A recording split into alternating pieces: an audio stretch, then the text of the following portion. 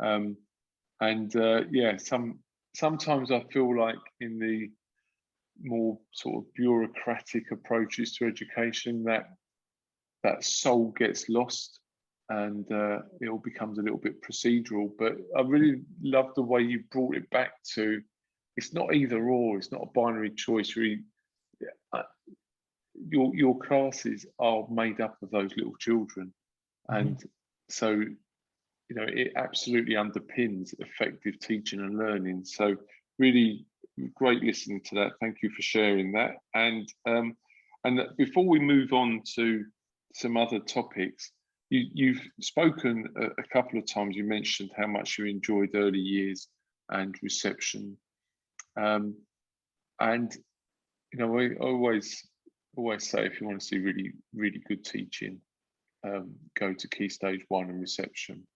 And if you want to see amazing teaching, you probably go to a special school.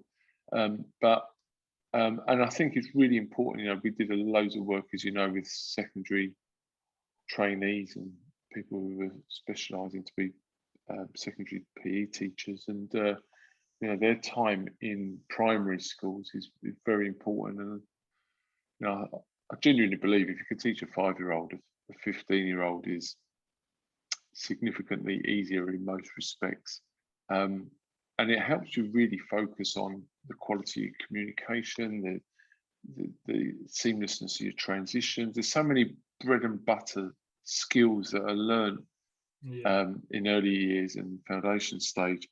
What was it that you were getting out of it? You said it was a struggle at first, but then you declared that it ended up being your favourite part of primary school life. So what were you getting out of it, and why did you like it so much?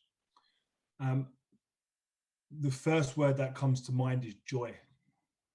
I got joy from it, seeing their faces and knowing that the impact that I was having on them, they were developing. There's lots of work around the early development of children and their milestones and things like that. And if you're a part of that, those children are with you a majority of the time. And if you can have that small little impact on their start in life, I don't think there's anything better. Having children of my own and seeing that and being able to do that with my children, and then doing it at school as well, being able to go home and have a satisfaction that those children that couldn't hop at the beginning of the week are now hopping and skipping as they go home because you've helped them with that. Yeah, I genuinely don't think there's anything better. And I think one of the reasons that I really focused on the early years was because when I first started teaching, I had year 5 and 6 students who struggled because they weren't caught in time. And it could be the way that they were taught. And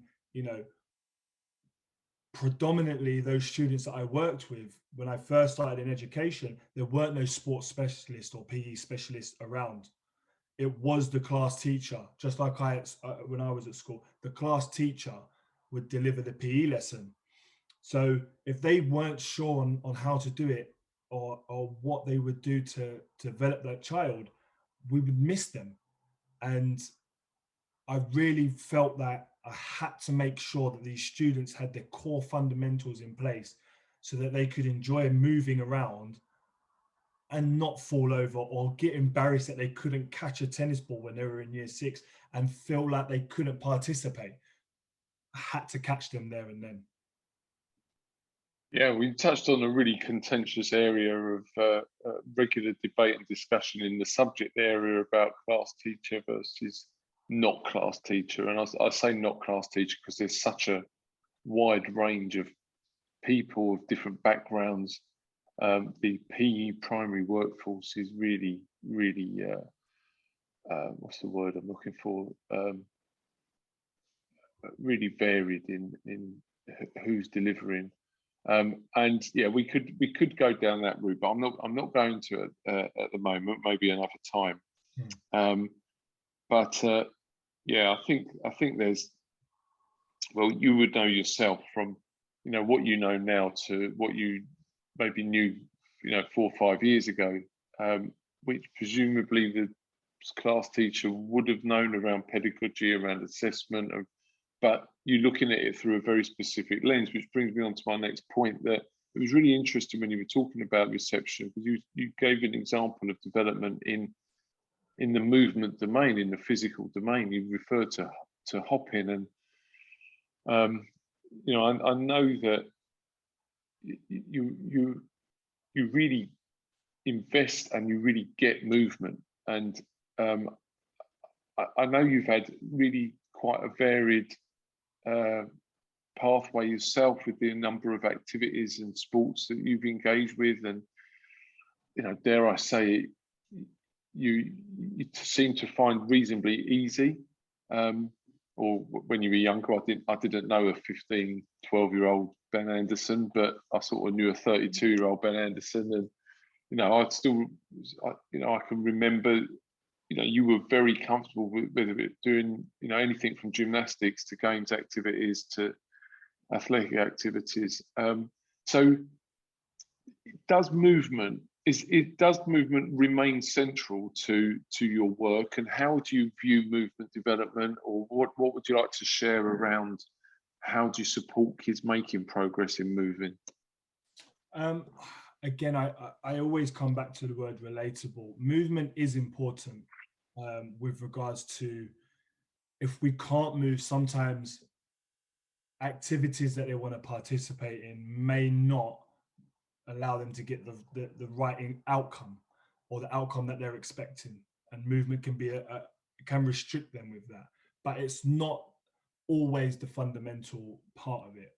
And I come back to the word of joy that I felt when I teach them, that if the students enjoy and are feeling comfortable with the things that they are doing, I can then facilitate and allow them to maybe feel even more comfortable in that, whether that be movement, or whether that be using the affective domain, or or the cognitive domain. How do I facilitate that? And I think movement is a key part, that more or less all activity involves movement of some kind, and they must feel comfortable in their movement to be able to do that. Do they have to be fully competent? Maybe not, as long as they're getting what they want out of that activity. We take football for an example. If they can run around and kick a ball and feel happy and feel like they've been successful, but that's all they want to get from it, then fine. If you've got somebody who wants to press on and wants to go and play for a team, and you can then help move them in that direction. So there's different ways that we can use movement. There's different ways that I can facilitate their movement journey. But I think it does hold a key moment in their lives of being able to move for what their purpose is. Yeah, as you know, I really agree with what you're saying, but I suppose if we're playing devil's advocate, it's like, how do they know what their purpose is? How do they know what they want to get out of it? And how would you address that? So I've been doing I've been doing a bit of work on meaningful physical education, and looking at reflective and democratic domains, and on how the students basically are starting to think for themselves and reflecting on what they're doing, and allowing them to make decisions on what the purpose is. Everybody will have a different objective, and it's about finding their objective, letting them have that student voice, because it is their journey. I could easily walk into a class and just go, this is what we're doing and this is how I want it to happen. But that's because I can do it. That's not going to help a student that isn't doesn't move in that way. Today I literally found out about a student that's been with me for a couple of weeks, that she was part of the gymnastics team when she was like 11 or 12, and was doing national, going to different countries to participate in it. So I had a little chat with her about her journey, her movement, why because she absolutely hates football. You know, we do football on a Tuesday, and she just doesn't enjoy it. You know, and I've tried to facilitate her different ways of movement, but now I know about her gymnastics and how she feels about that. We can look at different journeys and different ways of being able to facilitate that movement. So yeah.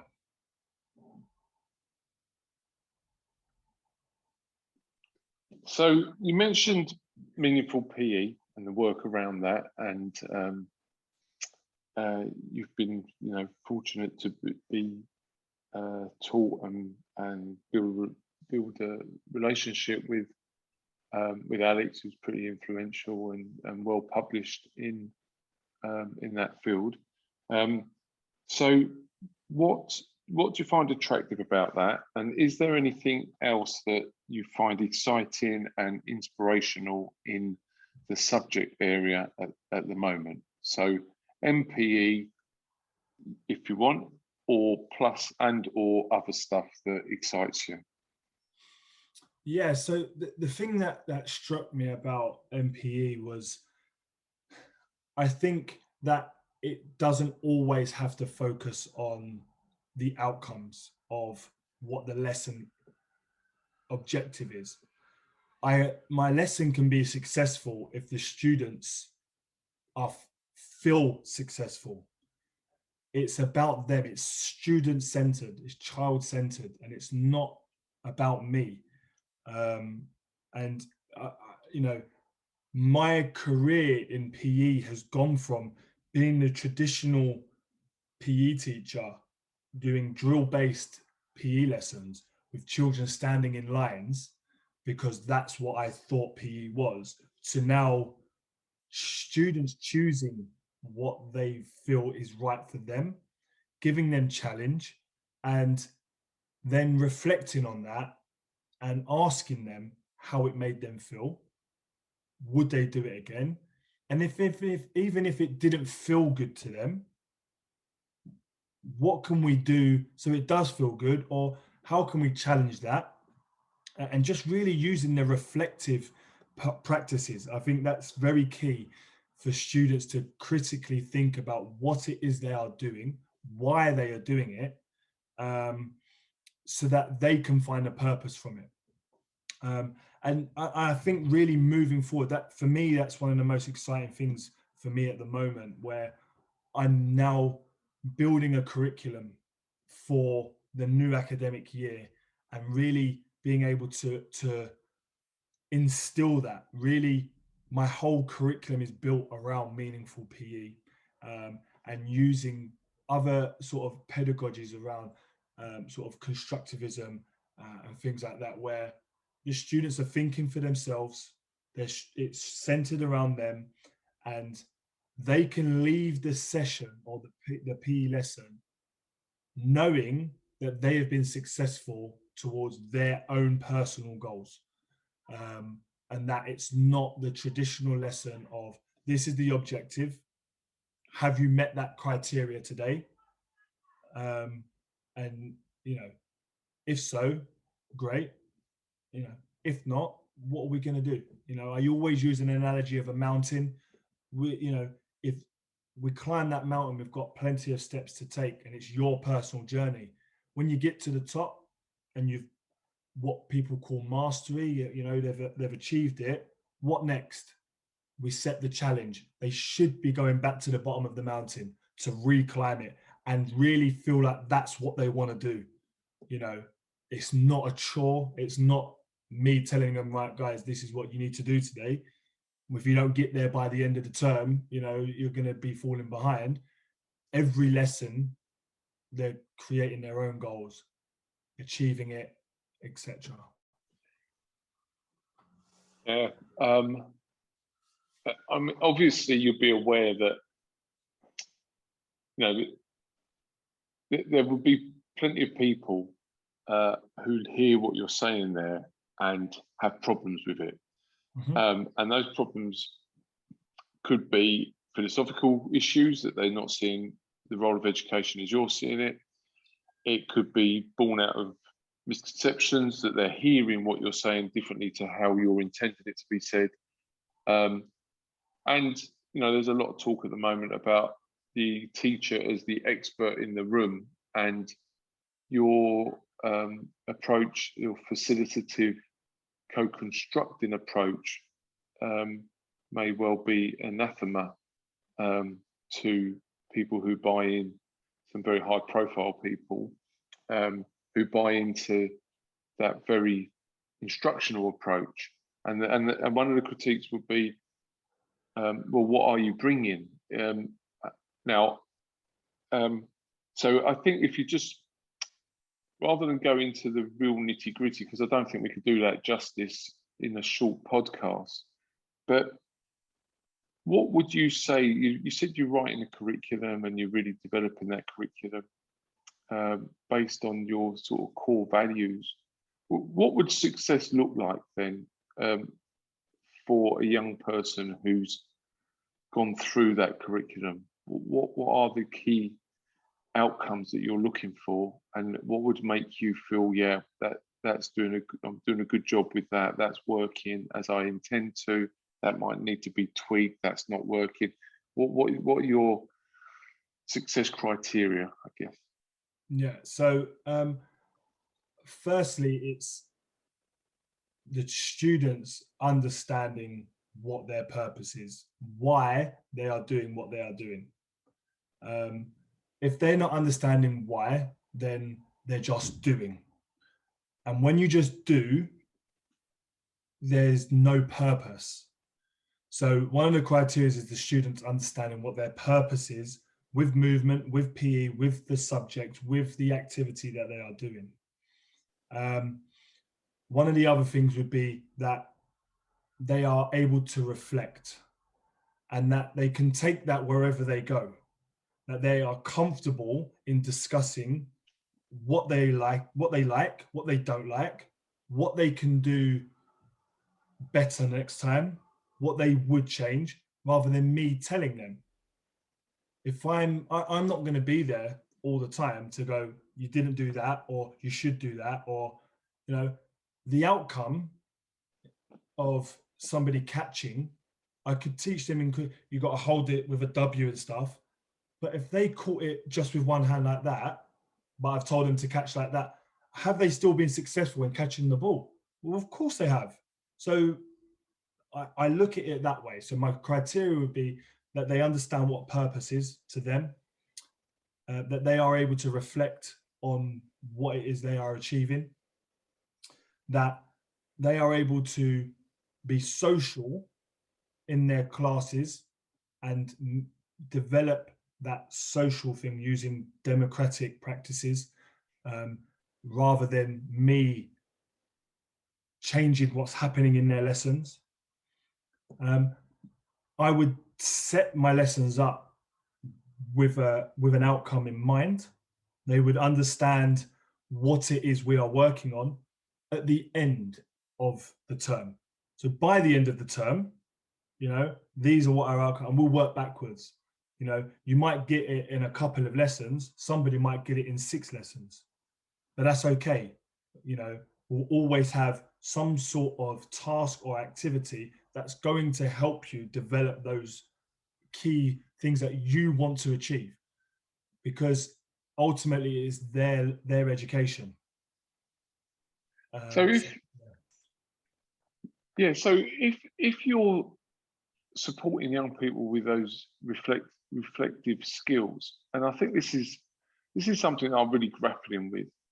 A lot of what they're reflecting on, and I buy into this as much as you, is how they feel. What is their purpose, and how do they feel about that? Now, of course, there's other things in the other domains that you've mentioned, in cognitive domain and the physical domain, etc. But you've mentioned a few times around around affection and this emotional relationship.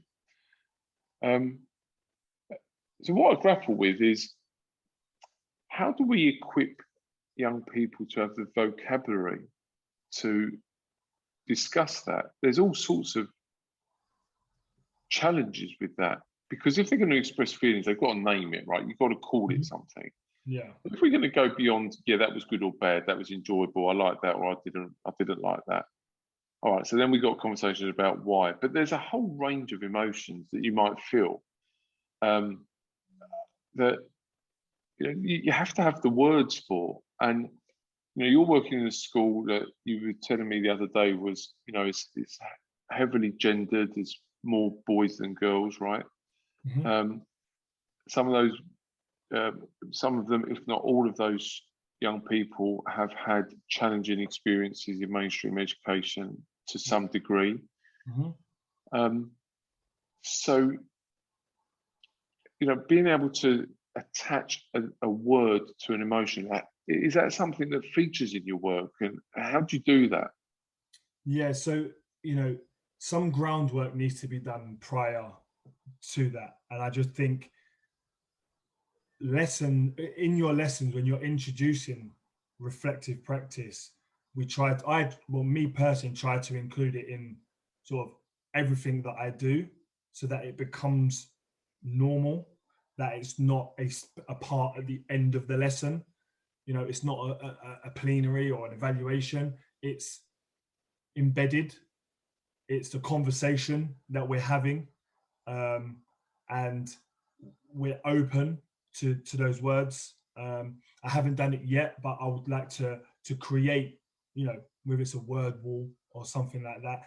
The student voice, again, I think is important. And working with secondary school students at the moment, predominantly boys, who find it difficult to discuss emotions. It is a challenge, but it's when you unpick it and you can really get a child to turn around and go, that made me feel this way, or no, that I didn't like that didn't, and I can try and relate it to other things that happen in their life or that they're interested in, whether it be music, whether it be specific sport, whether it be geography or history. I can bring that into the lesson, because I don't want to call it cross-curricular. I'm not teaching another curriculum, but if I can bring something in, again, we go back to that personal relationship. I bring something in that they can relate to and they enjoy, and we can refer it and compare it to that, then we can start getting onto some winning ways. And ultimately, it's the reason I want them to feel this way is so that it becomes intrinsic, that they do it because they want to, and it's not because period 6 on a Tuesday is PE and I have to go and do it. It's, I've got PE on Tuesday, I can't wait, this is what we're doing, I want to do it. So yeah, it's really interesting, and it's really interesting listening to the way you articulate that and you put it all together. So to wrap up the conversation, I just want to go back to I guess part of your introduction and the journey that you've had, and we were always very conscious at Kingston that I guess this was a benefit as well as a challenge, that we were working with students who had logged an awful lot of hours, they had a lot of experience.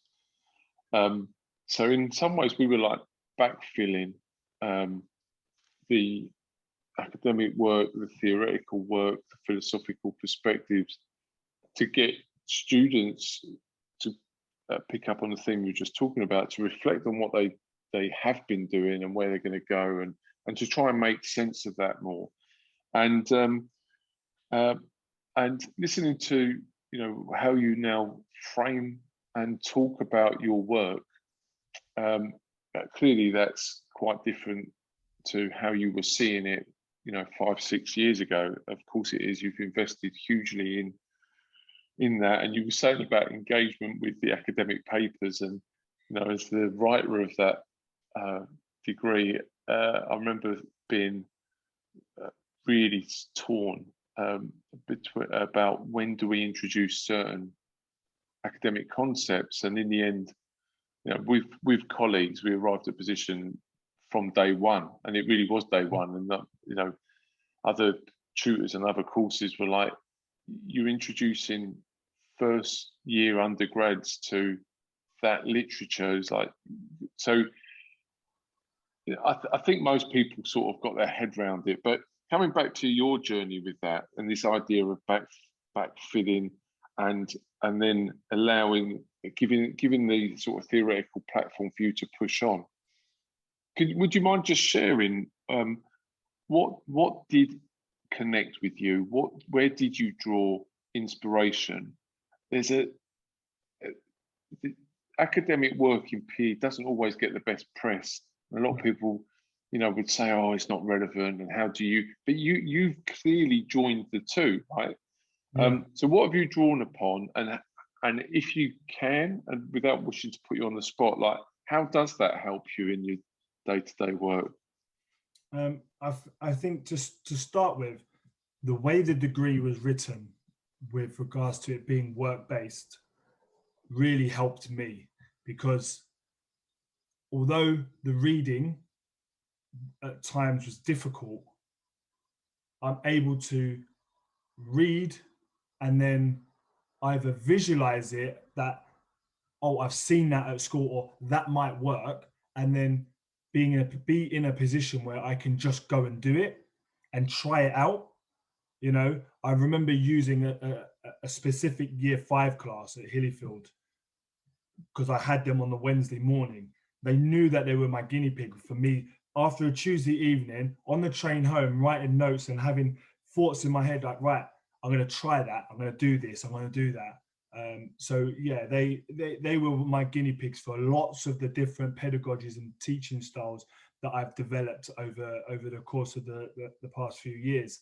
But I think some of the social cultural stuff was really prominent to me, especially coming from a lower economic background myself, and seeing things in my community and working with those people, and then being able to help them to see other aspects of sport and PE. But getting really heavy into some of the real philosophers, Piaget, Bourdieu, and stuff, they really blew my mind, where I started really downloading books and reading stuff from years ago to really see where it started. My library went from printing off a couple academic papers to having 4 shelves full of academic books recommended, looking at other things, and I remember one of the first books that I got was Thatcher and Sustain's Nudge Theory. I absolutely loved it, and I still use it now. I try to use nudges in all my lessons. I put them in there so that the students don't really know that I'm asking them to do certain things, and it's little nudges and changing their defaults and stuff. And yeah, it's been really prominent in some of the things that I've done. And then moving forward, to Mikel, where he talks about putting the E back into PE, that really stood out to me, where we are educating these students. There is something that they need to get from it. It's not just them running around to blow off steam, as a lot of writing was talking about.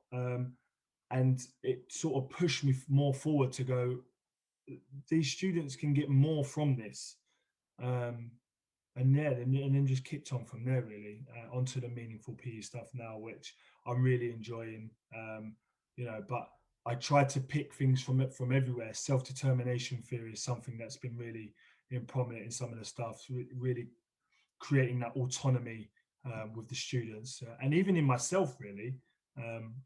Rather than people thinking that lesson planning becomes a drag, and I enjoyed it because it was new ideas, evaluating a lesson and going, that didn't quite work, but I want to try something different, and then taking it into a lesson and a student going, oh yeah, I really get that, and then letting them go with it. And yeah, it's been a really good journey, and the academic writing, without it, wouldn't have got me where I am now. So I'm glad it was put in straight away. And I think I put that into my education, into my teaching, into my facilitating.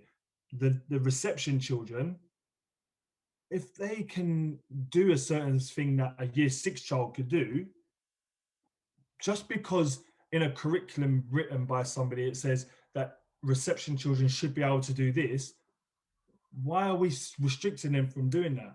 Let's let them be free and be creative and really open up what they do. And talking of creative, Ken Robinson's work as well really inspired me to really allow my lessons to be that creativeness where, it was okay for it to look messy. There is still learning happening. It's where we pick it and use that formative assessment stuff from Dylan Williams and moving from there. So yeah, it's been great.